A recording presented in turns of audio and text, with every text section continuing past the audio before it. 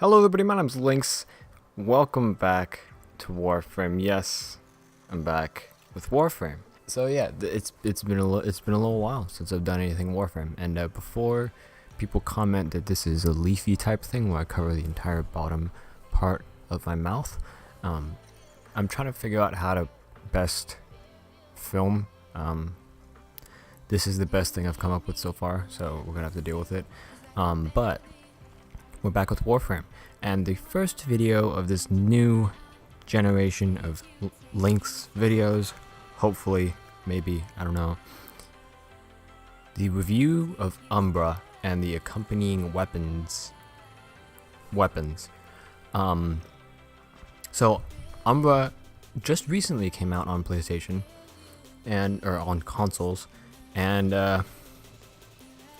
he's pretty kick-ass. He's very kick-ass. So far, already you can tell he looks just brilliant.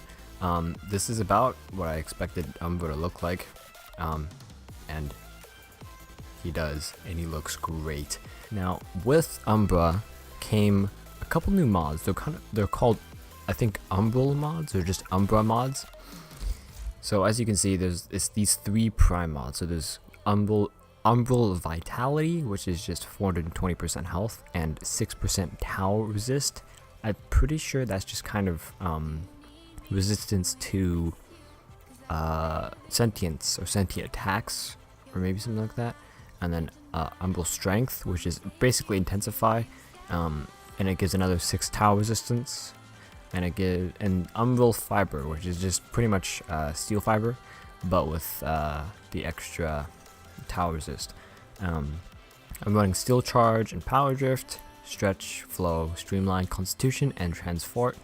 I kind of tried to copy my my regular Excalibur build as much as I could, but I wanted to keep these three mods in here just because I kind of wanted to just stick with the mods it comes with, and I heard as soon as you put a forma in one of these slots, you can't get the Umbra slots back, unless I'm mistaken. I can check right now, just for you guys.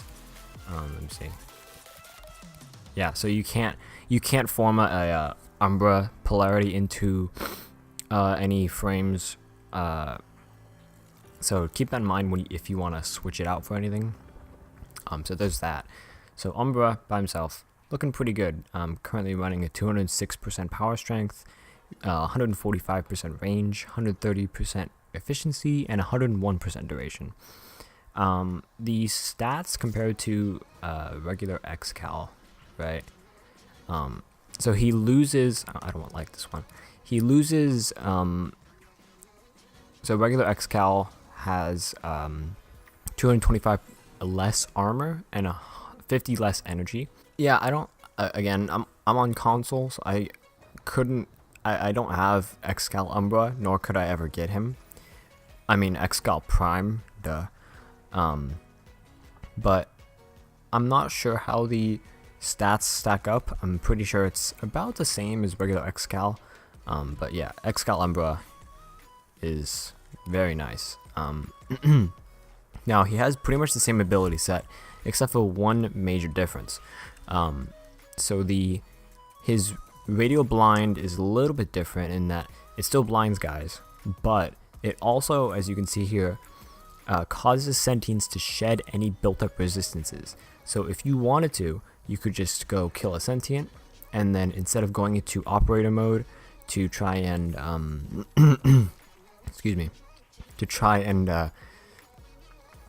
get rid of the resistances they build up, you just hit your 2, and it takes away the resistances right away, which is awesome. And there's a new animation with that as well, which we'll get into in a second. So we're going to talk about actually just Umbra first. Oh jeez, I don't like this little cursor thing. DE, please get rid of this little cursor thing. We're just going to put this at level 50, just as a good little base thing. We're going to do pause AI, just because I can. So pretty much it's everything the same. So slash dash, of course, if there's enough enemies within a certain area, it'll just automatically target onto that enemy and just keep chaining all of them. Now, radial, I forgot what it was called. It was that one.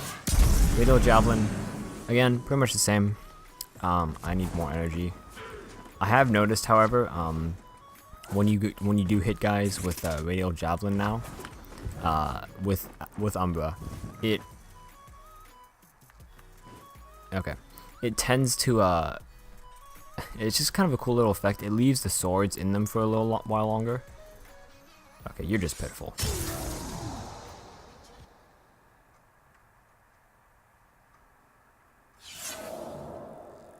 Is that a new thing? So there's also something else that is new, before I get to the radial blind, which is that this.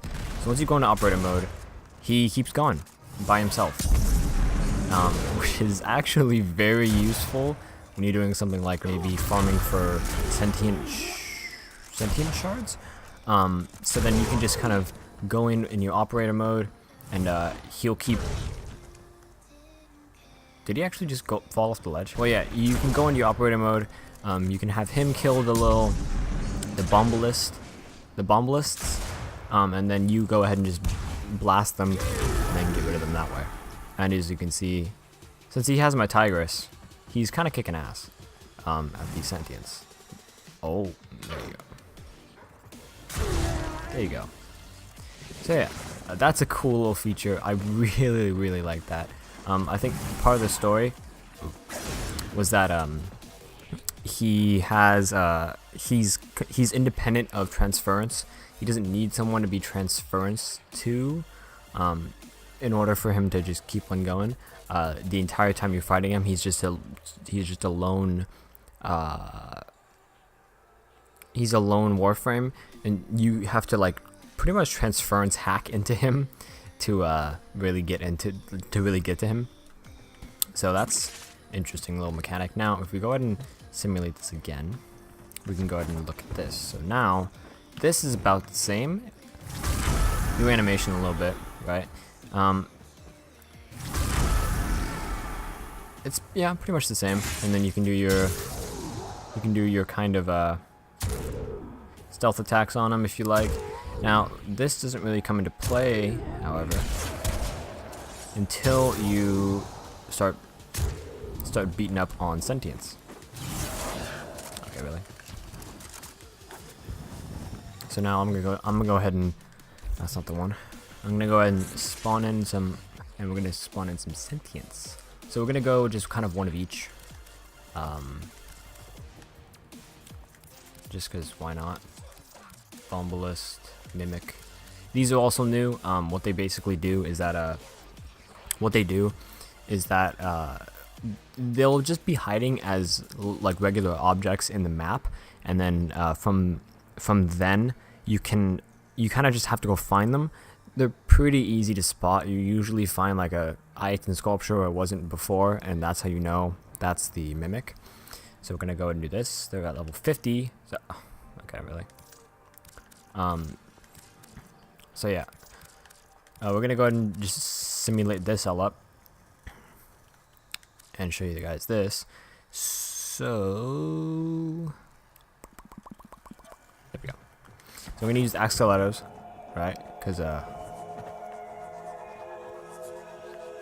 okay, well, I guess they didn't want to do that. So as you can see,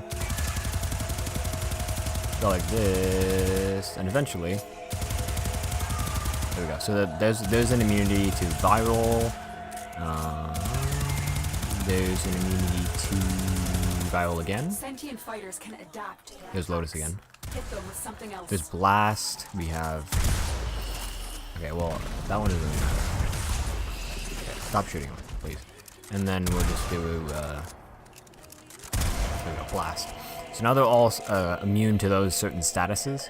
And so what happens now? You hit U2. And all those immunities are gone, and they stay gone, which is super cool. It pretty much just makes it a lot easier to fight these guys. And then if you want, you can just go like this, and absolutely just murder them. Hit 2 again, get rid of their immunities, and you're good. So this has now become the designated sentient killing machine. So that's pretty awesome, right? So now that's Umbra in a nutshell, right?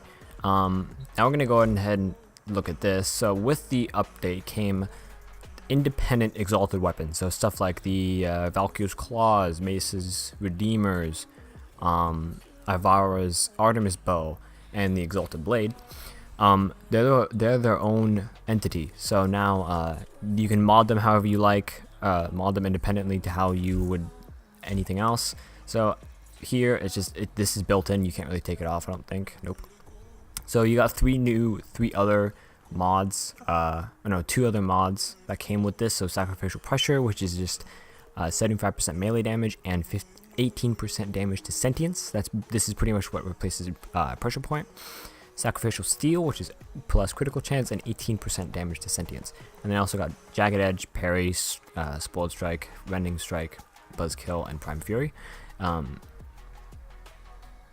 I did put one form in here just to fit Prime Fury, just cause. And as you saw before, this pretty much just mops the floor with enemies, as you can see. Especially with the sentience. Again, sentients are not easy to kill, especially like at level 50. They tend to be a little bit of an annoyance to kill, but as you can see very clearly, they don't care. This Umbra doesn't care at all. It just going right through all of them. Get rid of this guy as well. There we go. So yeah, it's pretty powerful. He's pretty powerful. Especially with that Exalted Blade. Now again, you can just put whatever mods you want. You can do a fully status build on the Exalted Blade. You can do whatever you like. I'm not 100% certain if the Exalted Blade still takes from melee mods, but if it does, that's also something you can do. Now, he came with a weapon, which is called the Skaijati? So this is pretty much a new katana instead of the Nikana.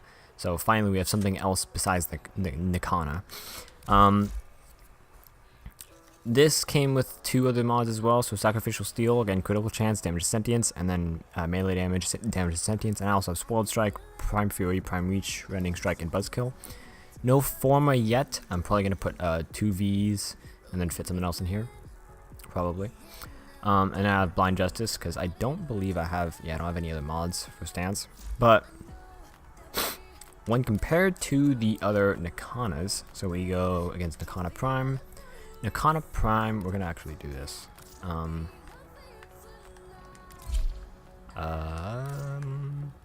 we go. So Nikana Prime has more impact than puncture, but far less slash. Nikana Prime has more wall attack, which no one really cares about. It has less status, more spin attack, more leap damage, same damage block, more critical multiplier, more critical chance, however a slower attack speed. It kind of varies what you want. If you want more status in a sword, go for the and if you want more critical chance, go for the Nikana Prime. I'm pretty sure I have the other Nikana as well, do I not? Yeah, I have the Dragon Nikana. So I'm pretty sure this shouldn't even be a contest, really.